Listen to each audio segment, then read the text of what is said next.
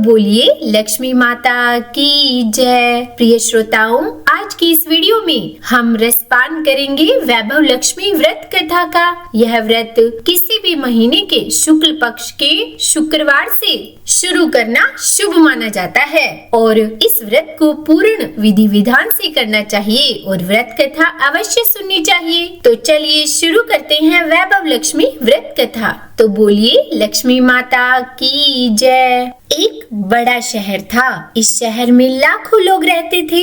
पहले के जमाने के लोग साथ साथ रहते थे और एक दूसरे के काम आते थे। पर नए जमाने के लोगों का स्वरूप ही अलग सा है। सब अपने अपने काम में मग्न रहते हैं। किसी को किसी की परवाह नहीं। घर के सदस्यों को भी एक दूसरे की परवाह नहीं होती। भजन कीर्तन भक्ति भाव दया माया परोपकार जैसे संस्कार कम हो गए हैं। शहर में बुराइयां बढ़ गई थी। शराब जुआ रेस व्यभिचार चोरी डकैती आदि बहुत से अपराध शहर में होते थे। पर कहावत है कि हजारों निराशा में एक आशा की किरण छिपी होती है। इसी तरह इतनी सारी बुराइयों के बावजूद शहर में कुछ अच्छे लोग भी रहते थे। ऐसे अच्छे लोगों में शीला और उनके पति की गृहस्थी मानी जाती थी। शीला धार्मिक प्रकृति की और संतोषी थी। उसका पति भी विवेकी और सुशील था। शीला और उनका पति ईमानदारी से जीते थे। वे किसी की बुराई नहीं करते थे और प्रभु भजन में अच्छी तरह समय व्यतीत कर रहे थे। उनकी गृहस्थी आदर्श गृहस्थी मानी जाती थी और शहर के लोग उनकी गृहस्थी की सराहना करते थे।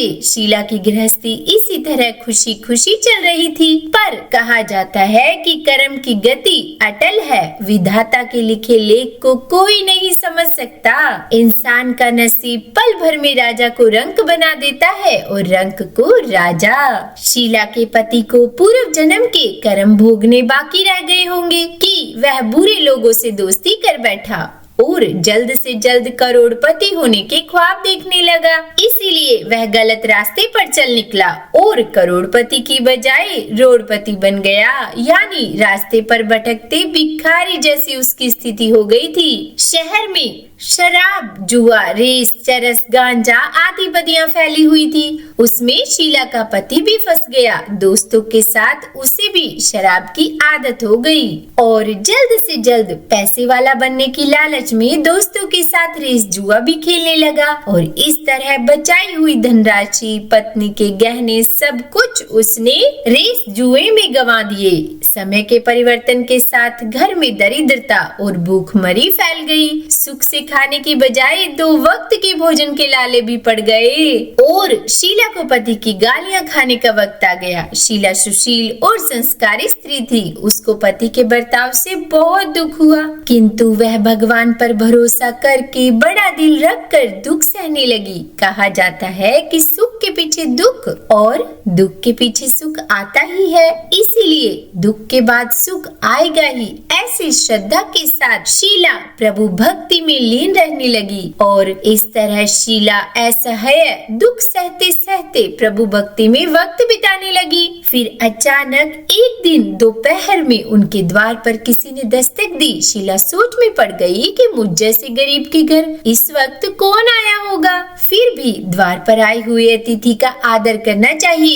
ऐसे आर्य धर्म के संस्कार वाली शीला ने खड़े होकर द्वार खोला तो देखा कि सामने एक माझी खड़ी थी। वे बड़ी उम्र की लगती थी, किंतु उनके चेहरे पर अलौकिक तेज निखर रहा था। उनकी आंखों में से मानो अमृत बह रहा था। उनके भव्य चेहरे से करुणा और प्यार छलकता था। उनको देखते ही शीला के मन में अपार शांति छा गई। वैसे शीला इस माझी को पहचानती नहीं थी, फिर भी उनको देखकर शीला के रोम रोम में आनंद छा गया। शीला माझी को आदर के साथ घर में ले आई। घर में बिठाने के लिए कुछ भी नहीं था, इसीलिए शीला ने सकुचाकर एक फटी हुई चादर पर उनको बिठाया। माझी ने कहा, क्यों शीला, मुझे पहचाना नहीं? तब शीला ने सकुचाकर कहा कि माँ, आप आपको देख के बहुत खुशी हो रही है, बहुत शांति हो रही है। ऐसा लगता है कि मैं बहुत दिनों से जिसे ढूंढ रही थी वे आप ही हैं, पर मैं आपको पहचान नहीं पाई। तब माँ जी ने हंसकर कहा कि क्यों भूल गई?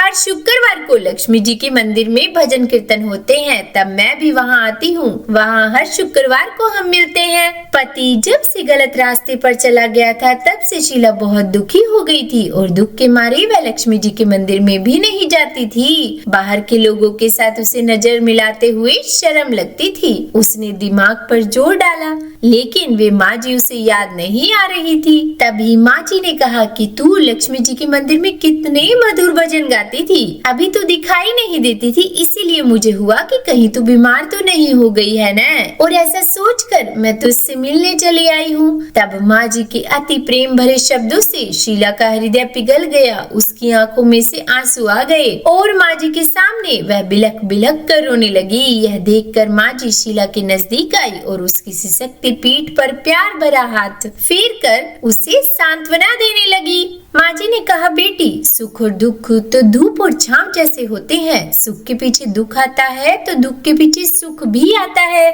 धैर्य रखो बेटी, और तुझे क्या परेशानी है अपने दुख की बात मुझे सुना, तेरा मन भी हल्का हो जाएगा और तेरे दुख का कोई उपाय भी मिल जाएगा। तब माँ जी की बात सुनकर शीला के मन को शांति मिली। उसने माँ जी से कहा कि माँ, मेरी गृहस्थी में भरपूर सुख और खुशियाँ थी। मेरे पति भी सुशील थे। अचानक हमारा भाग्य हमसे रूठ गया। मेरे पति बुरी संगति में फंस गए, बुरी आदतों के शिकार हो गए और अपना सब कुछ गंवा बैठे और हम अब रास्ते के भिखारी जैसे बन गए हैं। यह सुनकर माँ जी ने कहा कि ऐसा कहा जाता है कि कर्म की गति न्यारी होती है। हर इंसान को अपने कर्म भुगतने ही पड़ते हैं, इसीलिए तू चिंता मत कर। अब तू अपने कर्म भुगत चुकी है, अब तुम्हारे सुख के दिन अवश्य आएंगे। तू तो माँ लक्ष्मी जी की भक्त है और माँ लक्ष्मी जी तो प्रेम और करुणा के अवतार है। वे अपने भक्तों पर हमेशा ममता रखती है, इसीलिए तू धैर्य रख कर माँ लक्ष्मी जी का व्रत कर, उससे सब कुछ ठीक हो जाएगा। माँ लक्ष्मी जी का व्रत करने की बात सुनकर शीला के चेहरे पर चमक आ गई। उसने पूछा, माँ लक्ष्मी जी का व्रत कैसे किया जाता है, यह मुझे समझाइए, मैं यह व्रत अवश्य करूंगी। तब माँ जी ने कहा कि बेटी, माँ लक्ष्मी जी का व्रत बहुत सरल है। उसे वर्ध लक्ष्मी व्रत या वैभव लक्ष्मी व्रत भी कहा जाता है। यह व्रत करने वाले की सब मनोकामना पूर्ण होती है, वह सुख संपत्ति और यश प्राप्त करता है। ऐसा कहकर माँ जी वैभव लक्ष्मी व्रत की विधि कहने लगी। बेटी, वैभव लक्ष्मी व्रत वैसे तो सीधा साधा व्रत है, किंतु कई लोग यह व्रत गलत तरीके से करते हैं, अतः उसका फल नहीं मिलता। कई लोग कहते हैं कि सोने के गहने की हल्दी कुमकुम से पूजा करो, बस व्रत हो गया, पर ऐसा नहीं है। कोई भी व्रत शास्त्रीय विधि से ही करना चाहिए, तभी उसका फल मिलता है। सच्ची बात यह है कि सोने के गहनों का विधि से पूजन करना चाहिए। व्रत की उद्यापन विधि भी शास्त्रीय विधि से करनी चाहिए। यह व्रत शुक्रवार को करना चाहिए। प्रातः काल स्नान करके स्वच्छ कपड़े पहनो। सारा दिन जय माँ लक्ष्मी का रटन करते रहो। किसी की चुगली नहीं करनी चाहिए और फिर शाम को पूर्व दिशा में मुंह करके आसन पर बैठ जाओ। सामने पाटा रखकर उस पर रुमाल रखो। रुमाल पर चावल का छोटा सा ढेर करो और उस ढेर पर पानी से भरा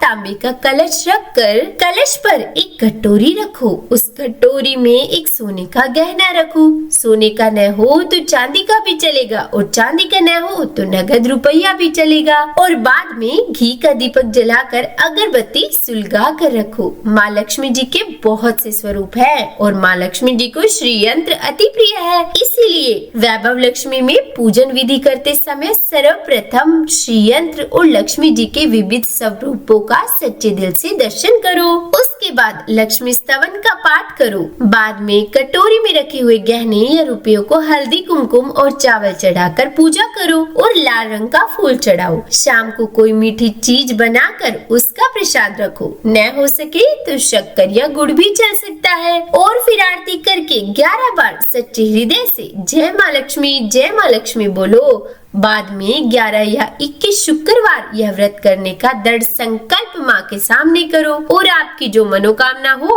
वह पूरी करने को माँ लक्ष्मी जी से विनती करो। फिर माँ का प्रसाद बांट दो और थोड़ा प्रसाद अपने लिए रख लो। अगर आप में शक्ति हो तो सारा दिन उपवास रखो और सिर्फ प्रसाद खाकर ही शुक्रवार का व्रत करो। लेकिन न शक्ति हो तो एक बार शाम को प्रसाद ग्रहण करते समय खाना खा लो।